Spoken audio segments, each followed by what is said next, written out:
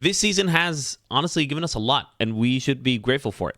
The early season Girona enjoyment, if you think back to the absolute entertainment you and I had watching them, and if you didn't watch them, then you've missed out. Bayer Leverkusen breaking records, the Maidstone game at Ipswich, and some of the FA Cup upsets, the Premier League and Championship title races. There's so much more I'm probably also missing out, but there is one theme that will have a long-lasting legacy, I believe.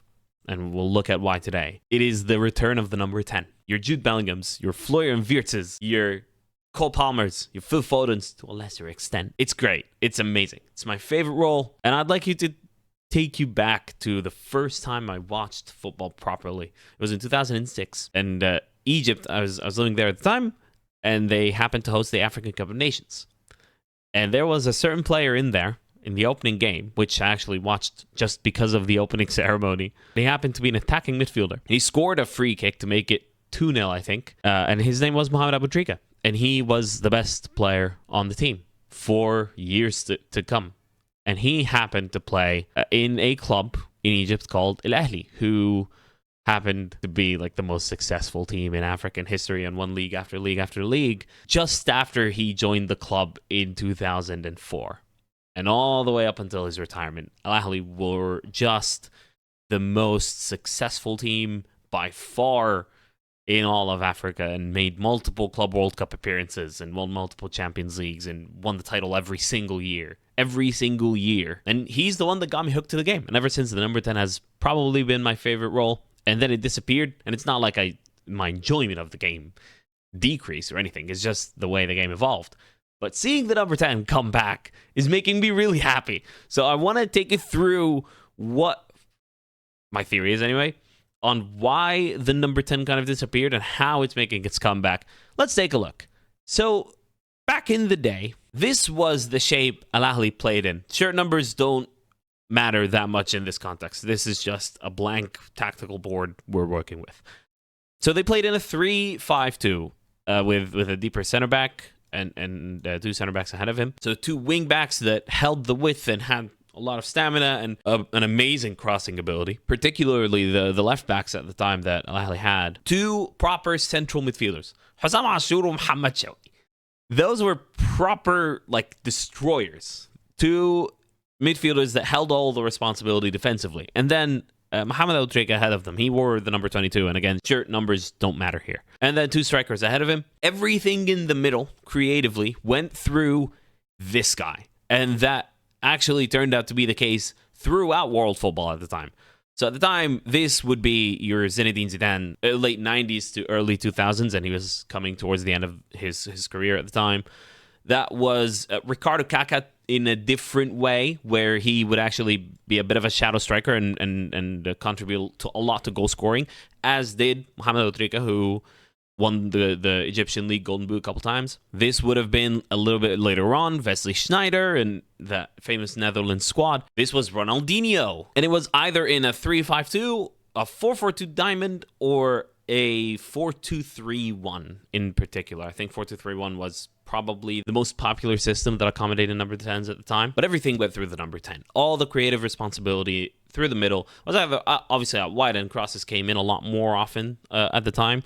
But the number 10 was the most creative, probably the best player on the team in all situations that had the number 10. If you didn't have a number 10, that it was probably just a 4-4-2 and two strikers, the big man in that big man, little man combination, probably having the responsibility of like knocking the ball down to a smaller guy, or the wingers holding width and whipping crosses in. So everything attacking wise went through the number 10, who also at the time had a lot more time and space on the ball, because when they faced, let's say, a 4-4-2, there was a space between between midfield and the defensive line where they can influence the game. And they had some more time on the ball because teams, particularly small teams playing big teams, didn't look to win the ball back right away. Until 2009 to 2011. And when I say those dates, you probably think Pep Guardiola and the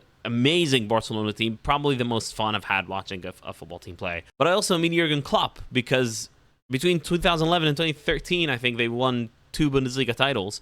The 4-3-3 was very popularized, and the deep-lying playmakers started to have a bigger role.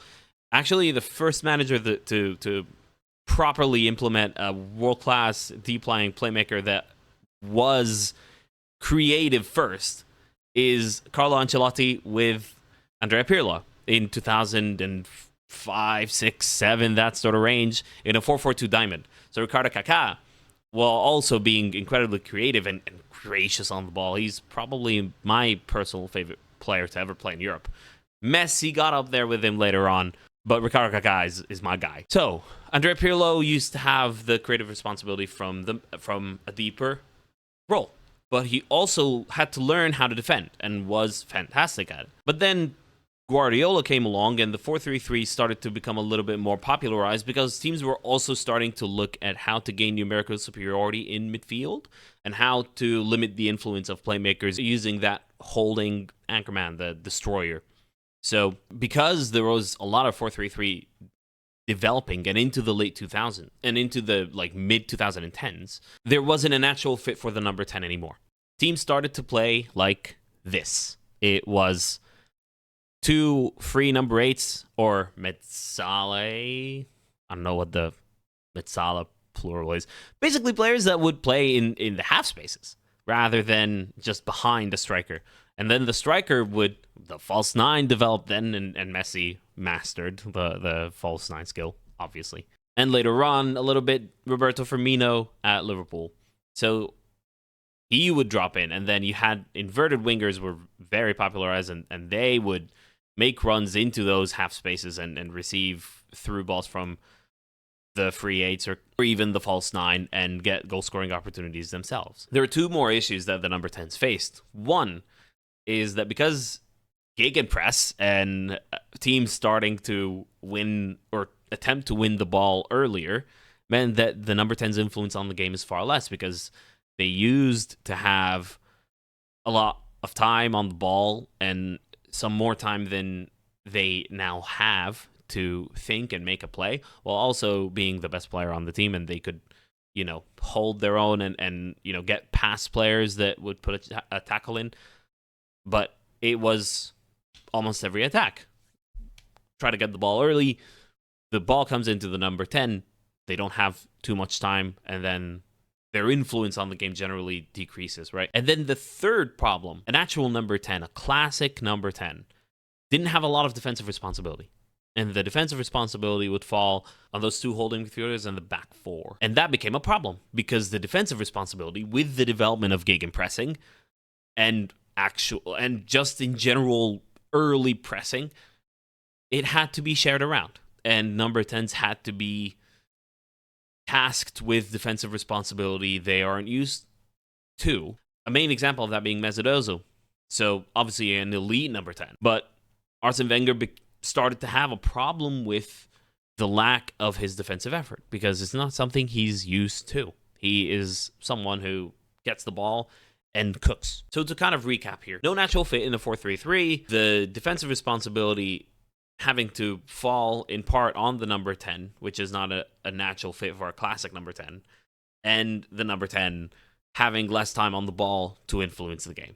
So 3 really big reasons why the number 10 kind of disappeared for some time. I'm probably missing out on people who still played as an attacking midfielder, but it obviously wasn't as prevalent. But then this season, what I do found fascinating is there is a common theme to all the number 10s that have started to emerge, and the 4 examples I'm going to talk about here, they have a similar theme, but with different responsibilities and systems and circumstances that allowed every one of those to become a defined number 10 in an almost classic sense. And I'll explain. So we'll start with Jude Bellingham. In the semifinal against Man City, some people viewed it as a false 9. Some people viewed it as being a number 10 and Rodrigo and Vinicius Jr. ahead of him. He spoke about his role in the Manchester City game. And Thierry Henry, we are blessed, thankfully, with having Thierry Henry on coverage. And he kind of highlighted what the role of Jude Bellingham was in an away game against Man City, who are probably the favorites, and Real Madrid having to play on the back foot. The reaction to Jude Bellingham's performance was a bit weird. I certainly saw a lot saying, oh, he disappeared. He he didn't really influence the game much. Just look at this touch that leads to the goal. That's what he did all game. Receive the ball, take a touch that most players wouldn't be capable of because he's one of the best players in the entire world, and start to influence the game that way. How long can I hold on to the ball to allow my team to progress forward and find a pass? So he finds the pass to Valverde. Valverde finds the pass to Vinny Jr., and the rest is history. The goal is scored. And that's what the influence of the number 10 is someone who will give themselves the space and time, as a lot of number 10s had to obviously do back in the day. And when I say, oh, the number 10 had more time on the ball than they do now, that's true. But they also made their own time with off-ball decision-making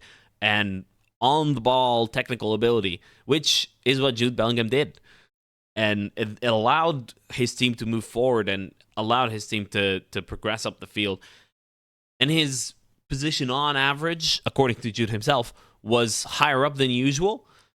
But that was also part of his responsibility, is to just find a way to push the Man City back line. And he would make runs, and then the ball would go up, and the Man City defense would win the ball back.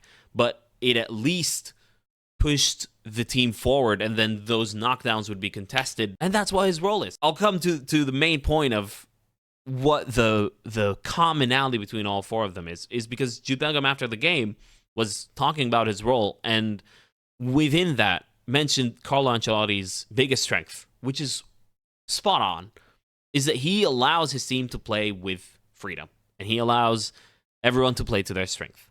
I think our biggest strength is that he finds a way to let a lot of the boys play with freedom. I think, some teams are a bit more structured in terms of the passing styles and the patterns of play, and it's really interesting to watch, and it's definitely difficult to play against. But I think one of our kind of biggest strengths is that we're so kind of off the cuff, if that makes sense. And, as a man as well, he just fills you with calmness and confidence. And that is something Xabi Alonso also does. Xabi Alonso has come to Bayer Leverkusen. Obviously, they recruited extremely well, and he developed a system whereby everyone is allowed to play to their biggest strengths. So a good example of this being Jeremy Frimpong, and I covered this on the channel before, being a back four right back, a struggling back four right back, who is putting up average positions that look like this against West Ham in a European knockout game now, and scoring tons and tons of goals. And that's what made Florian Wirtz's comeback from an ACL injury so special, because Wirtz was allowed a free roaming role around Victor Boniface or whoever the striker is. He obviously has the technical ability to pick the ball up in midfield and just drive forward. And that's what Xabi Alonso allowed Florian Wirtz to do. Now, moving on to Cole Palmer, he's had to do a similar thing to Florian Wirtz, where he just takes matters into his own hands because his team is so bad. He's just like the one man in a one-man team. Guys, don't worry about it. I'll take care of everything. Just look at his goal against Chelsea, the first one. That's insane. And Phil Foden being a different example of this, because he's actually an inverted winger, but he's been making himself very available in the number 10 slot. And there's that debate between who should play in the number 10, between Foden and Palmer and Jude. Those three, in my opinion, in the Euros have to fit the squad somehow. That you've got to find a way to put all three in. But it's just fascinating to me, and I wanted to make a video about this because football was headed into a direction of just being a bit of a chess match. I think players should be allowed some creative freedom, and the best teams in the world are thriving on that. Bayer Leverkusen and Real Madrid are probably going to be the teams that win the Europa League and the Champions League because their managers allow that. And it's fascinating that the re-emergence of the number 10s being the most creative players on the pitch for their team, and the managers that have allowed that to happen, both of those things are happening in parallel. So do let me know in the comments, do you think the number 10 is actually making a comeback? And what are some examples I might be missing out on in terms of that attacking midfielder being behind a striker or two? Yeah, I'd love to hear from you. And some other tactical themes that I might be missing out, or any further context that's needed in this. But I just found it fascinating and wanted to talk about it. So hopefully you enjoyed this. Do subscribe to the channel. We're on our way to 500. So, yeah, let's make that happen.